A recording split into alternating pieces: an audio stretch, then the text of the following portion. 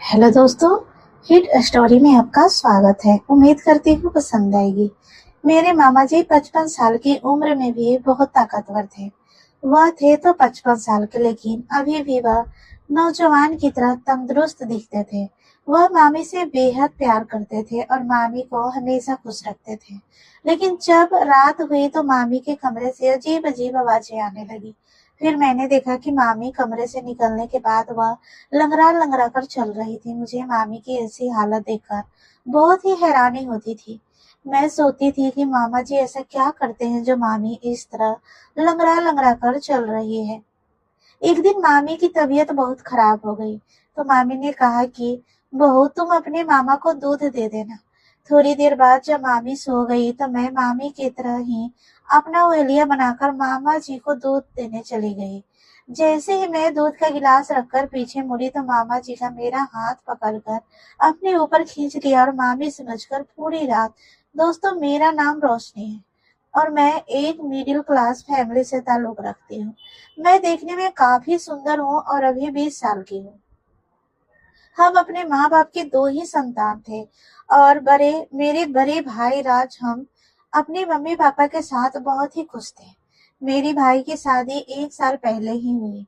जब से घर में मेरी भाभी आई थी, तब से मेरे मम्मी पापा भी बहुत खुश रहने लगे थे। मेरी भाभी बहुत ही अच्छी थी। मेरे भाई और भाभी में बहुत प्यार था।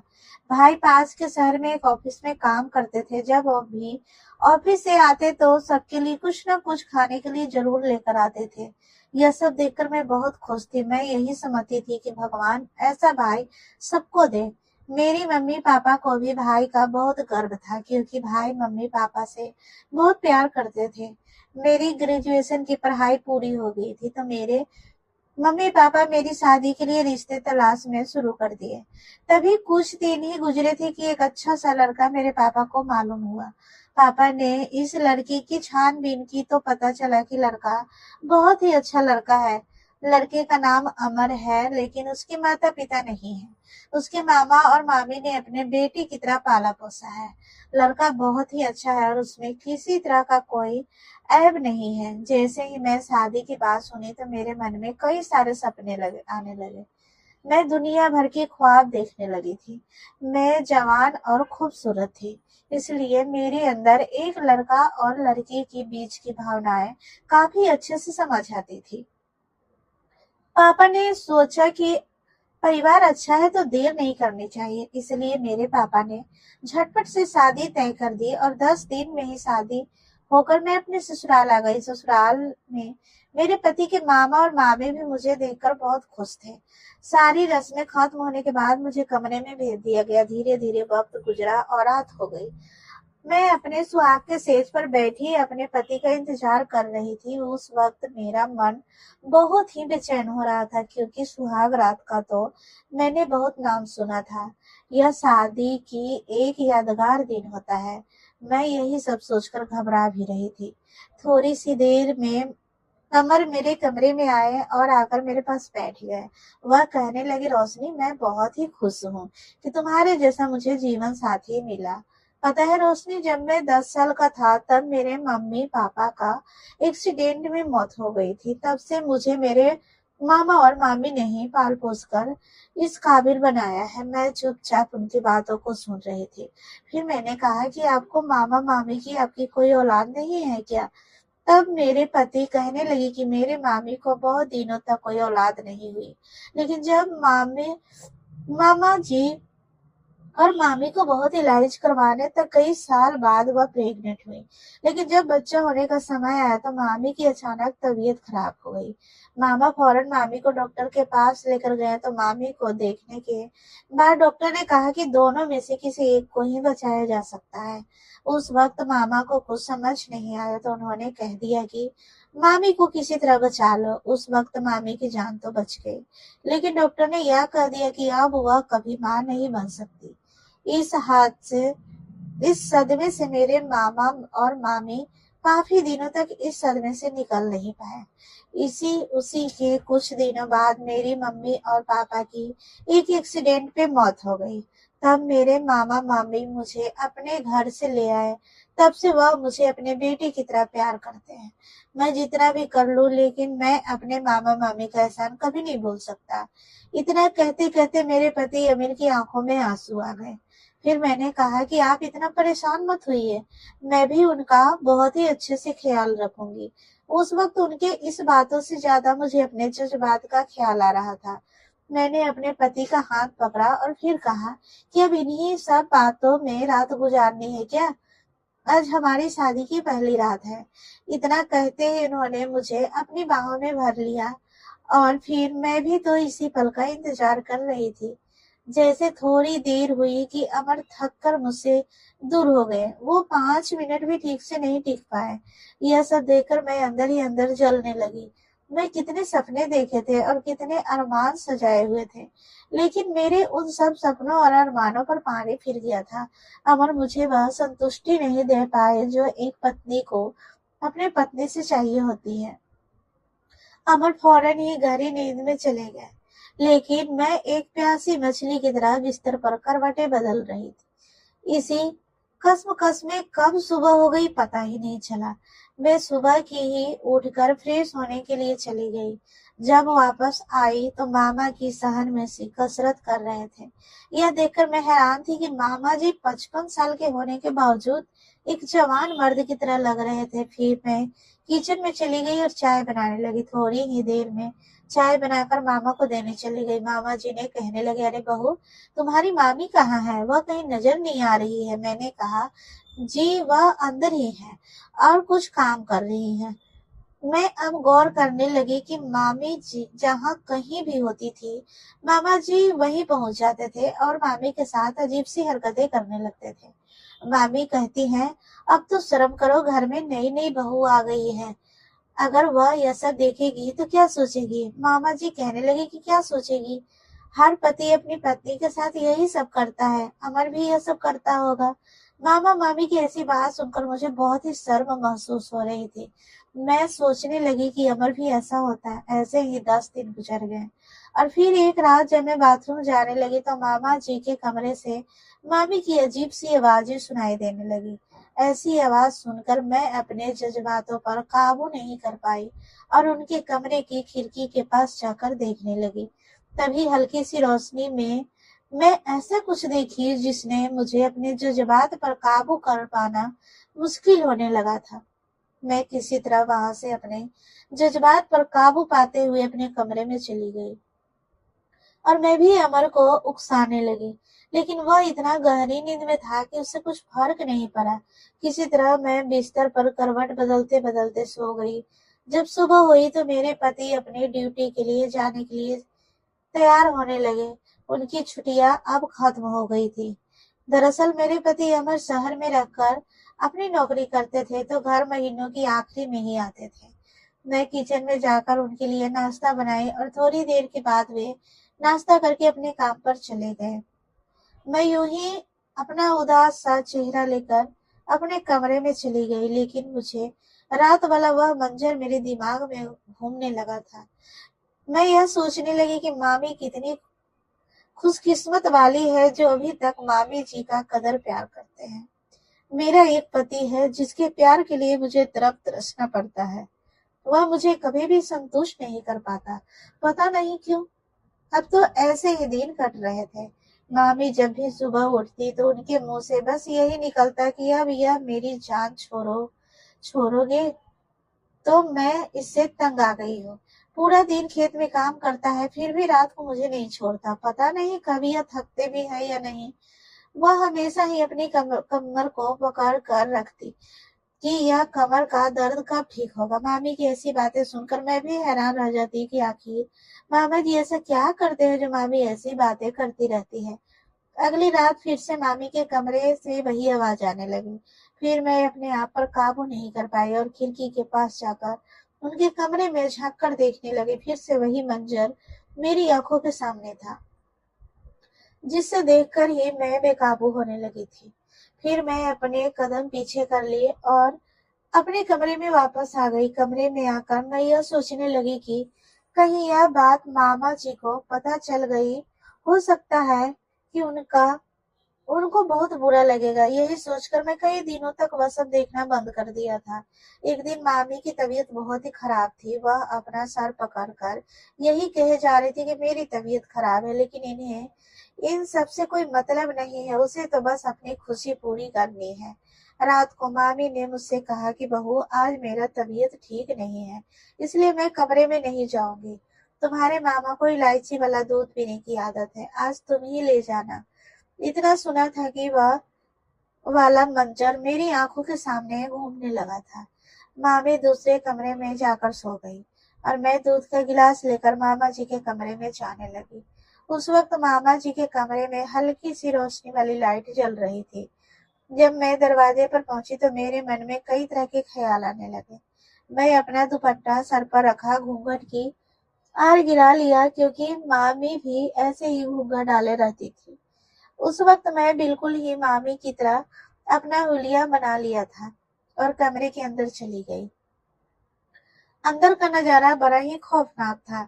मैं दूध का गिलास रखकर जैसे ही वापस आने लगी तो मामा जी ने मेरा हाथ पकड़ लिया और अपने ऊपर खींच लिया।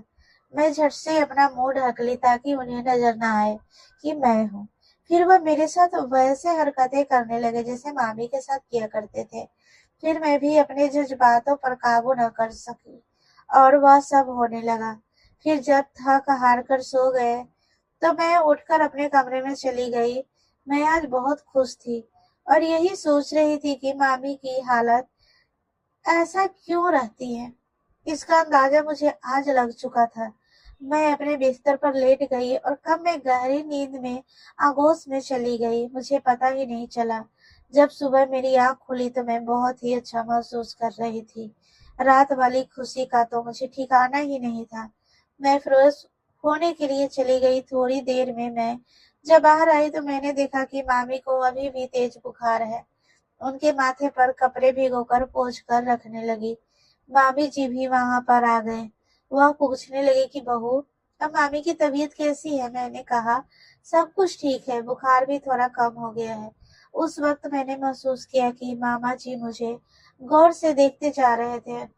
इससे पहले तो वह कभी इस तरह नहीं देखते थे। मैं सोचने लगी, कहीं रात वाली बात उनको पता तो नहीं चल गई कि मामी की जगह मैं थी। यह सब सोचकर मैं एकदम से घबरा गई। मुझे लगा कि कहीं यह बात मामा जी को पता चल गई तो पता नहीं मेरे बारे में क्या सोचेंगे। जब रात हुई तो फिर से मामी जी कहने लगी कि बहू, जब तक मेरी तबीयत पूरी तरह ठीक नहीं हो जाती तब तक मैं तुम्हारे मामा के पास नहीं जाऊंगी, नहीं तो मेरी तबीयत और ज्यादा खराब हो जाएगी। इसलिए तुम मामा को दूध देना, नहीं तो उनके लिए भी मुझे ढूंढने हुए यहाँ तक आ जाएंगे। मामी की यह बात सुनकर तो जैसे मैं पूरी तरह खुश हो गई थी। मैं सोचने लगी, क्यों ना आज फिर से वह मजा लिया जाए। देर रात तक जब मामी सो गई तो मैं दूध लेकर मामा जी के कमरे में चली गई। मैं जैसे ही दूध का गिलास रखकर पीछे मुड़ी तो मामा जी ने मेरा हाथ पकड़ लिया और कहने लगे कि क्या हुआ बहू, ऐसे ही क्यों जा रही हो। मामा जी के मुंह से ऐसी बात सुनकर मैं तो एकदम से घबरा गई। मुझे लगा शायद मेरे साथ अब कोई अनहोनी होने वाली है। लेकिन मामा जी कहने लगे कि मुझे पता है कि कल रात को भी मामी की जगह तुम ही थी। फिर मैंने मामा जी से कहा कि हाँ, अगर आपको मालूम था तो फिर मुझे कुछ कहा क्यों नहीं। मामी जी ने कहने लगे कि बहू, मुझे पता है कि अमर से तुम खुश नहीं हो। तुम भले ही यह बात मुझे मत बताओ, लेकिन मैं तुम्हारी तकलीफ को अच्छी तरह समझ सकता हूँ। देखो बहू, तुम इन सब की चिंता बिल्कुल भी मत करो। अगर तुम्हारा यही हाल रहेगा तब तुम माँ कैसे बनोगी। मामा जी की ऐसी बातें सुनकर मैं बेफिक्र हो गई थी, लेकिन थोड़ा बहुत डर मेरे मन में था कि कहीं यह बात अमर को और मामी को पता चल गई तो मेरा क्या हाल होगा। उस वक्त मैंने सब कुछ बातों को अलग कर दिया और मामा जी के साथ अपनी खुशियां बांटने लगी। उस रात भी जब मामा जी सो गए तो मैं अपने कमरे में आ गई। अब तो यह रोज होने लगा था। मैं भी काफी खुश होने लगी थी। मामी जी भी जैसे हर रात को मेरा इंतजार करने में रहने लगे थे। इसी तरह से कई दिन गुजर गए और फिर एक दिन अचानक मेरे पति अमर घर आ गए। उस दिन मैं बहुत ज्यादा खुश थी। जब रात हुई तो सभी खाना खाने के बाद अपने अपने कमरे में चले गए। मैं और मेरे पति भी अपने कमरे में चले गए। उस रात को मुझे महसूस हुआ कि अमर अब पहले से बेहतर हो गए हैं, लेकिन उतना ज्यादा भी नहीं। फिर वह गहरी नींद में सो गए। इस कदर उनको सोया हुआ देखकर मैं अंदर ही अंदर जलने लगी। फिर सोचने लगी कि मामा जी के पास चली जाऊं, लेकिन अमर थे, इसकी वजह से मैं किसी की तरह अपने आप को समझाकर सो गई। बहुत सुबह हुई तो अमर बोले कि मैं 3 दिन के लिए शहर जा रहा हूँ, जब 3 दिन बाद मैं वापस आऊंगा। यह बात सुनकर तो मैं बहुत खुश थी और फिर से रात को वह मंजर के बारे में सोचने लगी। उस दिन बहुत ही मुश्किल से रात हुई। जब मामी सो गई तो मैं मामा जी के कमरे में चली गई। उस रात को मैंने देखा कि मामा जी बड़ी बेसब्री से मेरा इंतजार कर रहे थे। फिर मेरे जाते ही वह शुरू हो गए। उस रात भी मैं पूरी तरह संतुष्ट थी और खुश भी बहुत ज्यादा थी। अगले दिन जब मैं घर के कामों में व्यस्त थी, तब अचानक मेरे पति अमर घर आ गए। यह देखकर तो मैं एकदम से घबरा गई। मैं उनसे पूछने लगी, क्या बात है जनाब, बहुत जल्दी वापस आ गए। अमर कहने लगे कि रोशनी, अब मैं अपनी ड्यूटी घर से ही किया करूंगा, क्योंकि अब और जल्दी मैं तुम्हें तकलीफ नहीं देना चाहता। उनके मुंह से इस तरह की बातें सुनकर तो मैं सच में आ गई कि आखिर यह आज ऐसी बातें क्यों कर रहे हैं। फिर अमर कहने लगी कि पता है रोशनी, तुम जैसी पत्नी बहुत किस्मत वालों को मिलती है। मैं तो बहुत खुशकिस्मत वाला हूँ कि मुझे तुम जैसी पत्नी मिली है, क्योंकि अगर किसी औरत को अपने पति से संतुष्टि नहीं मिलती है तो वह दूसरे आदमी की तलाश में रहने लगती है। लेकिन तुमने ऐसा नहीं किया, तुमने मेरे विश्वास को बनाए रखा। यह मेरे लिए बहुत गर्व की बात है। अमर की ऐसी बात सुनकर मैं अपने आप को मन ही मन में कोसने लगी। मैं सोचने लगी कि मेरे पति मुझ पर कितना भरोसा करते हैं और मैं उनके पीछे क्या कर रही थी। इतने अच्छे पति को मैंने धोखा दिया है। उस वक्त मुझे अपने आप पर नफरत होने लगी थी और अब मैं अंदर ही अंदर घुटन महसूस करने लगी थी। मेरे पति कहने लगे कि पता है रोशनी, मुझे एक गुप्त रोग था जिसका इलाज मैं शहर में ही रहकर कब से करवा रहा था। इसी रोग की वजह से मैं अभी शादी भी नहीं करना चाहता था, लेकिन मामी की जिद से आगे तुझे मुझसे शादी करनी पड़ी। वैसे अब कोई परेशानी की बात नहीं है। अब मैं बिल्कुल ठीक हो गया हूँ। जब रात हुई तो मेरे पति से मुझे वह खुशी मिली जो शादी के बाद कभी नहीं मिली थी। आज मैं बहुत खुश थी। अगली सुबह जब मामा जी की नजर मेरे ऊपर पड़ी तो मैं उनसे नजरें चुराने लगी। मुझे उस वक्त अपनी गलती का एहसास हो चुका था कि मैं एक गलत राह पर चल पड़ी थी, लेकिन अब अपने को धोखा नहीं दे सकती थी। उस दिन के बाद से मामी जी के कमरे में जाना छोड़ दिया था और अपने पति के साथ बहुत ही खुश रहने लगी थी। मामा जी समझ चुके थे कि अब वह पछतावे की आग में जल रही है और कहीं न कहीं उनको भी अपनी गलती का एहसास होने लगा था। उस दिन के बाद मामा जी भी मेरे ऊपर गलत निगाह करना बंद कर दी थी। वह भी एक अच्छे इंसान की तरह ही रहने लगे। दोस्तों, जब किसी महिला या पुरुष को अपने पति या पत्नी से संतुष्टि नहीं मिल पाती, तब वह गलत राह पर निकल पड़ता है। लेकिन मैं अपने आपसे इतना ही कहना चाहूंगी कि आप पहले इस बात का तसल्ली करें कि उनके साथ प्रॉब्लम क्या है। अगर आप इस मसले का हल नहीं निकालोगे तो आपको गलत राह पर चलने की जरूरत नहीं पड़ेगी, क्योंकि इस रास्ते पर कोई सिर्फ कुछ पल के लिए संतुष्टि मिलेगी, लेकिन पछतावा पूरा जीवन पड़ेगा। तो दोस्तों, यह कहानी आपको कैसी लगी कमेंट में जरूर बताएं। कहानी अच्छी लगी हो तो लाइक सब्सक्राइब करना मत भूलें। धन्यवाद।